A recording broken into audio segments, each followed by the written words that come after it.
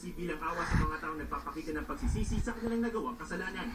Pero hanggang ngayon, Anya, pinaninindigan pa rin ng Guzman ang gawa-gawang kwento kasi naman ang pumatay sa kanyang ama.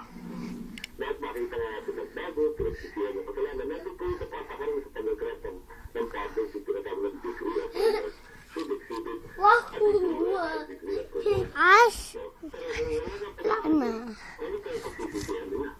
Hindi rin daw maintindihan ng senador kung bakit pinalaya ang dalawa kumpara sa iba pang mga taong nahatulan sa mas mababang mga kaso na hanggang ngayon ay nakakulong pa rin.